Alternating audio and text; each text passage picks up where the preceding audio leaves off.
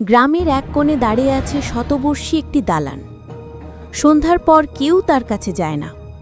গ্রামের লোকেরা বলে ওই দালানে রাতের বেলা মৃত্যুর ছায়া ঘরে। এক রাত কৌতূহলবশত ৩ যুবক ঠিক করল দালানটি ঢুকবে। তারা মোবাইল ক্যামেরা নিয়ে ঢুকে পড়ল। প্রথম দিকে সবকিছুই শান্ত, শুধু ধুলো আর জালের শব্দ। কিন্তু রাত যত গভীর হলো ততই অদ্ভুত ঘটনা ঘটতে লাগলো। হঠাৎ দরজা ও জানালা নিজেরাই বন্ধ হয়ে গেল। যুবকরা চিৎকার করতে চাইল, কিন্তু কোনো শব্দ বেরোলো না।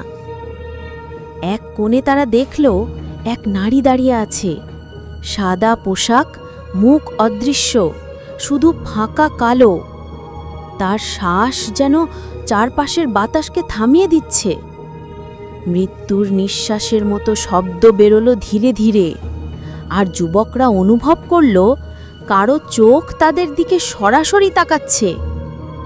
অবশেষে একজন যুবক বেরিয়ে পালালো, বাকি দুজন আর কখনো ফিরে আসেনি। সকালে গ্রামবাসী দালানের ভেতরে শুধু একটি মোবাইল পেল। স্ক্রিনে ভিডিও রেকর্ড চলছিল, আর সেখানে নারীর হাড় হিম করা হাসি ভেসে উঠছিল। আজও রাত 12টার পর কেউ যদি দালানের কাছে যায়, মোবাইলটি নিজে থেকেই চালু হয়ে যায়, আর সেই হাসির ধ্বনি চারপাশে বাজতে থাকে।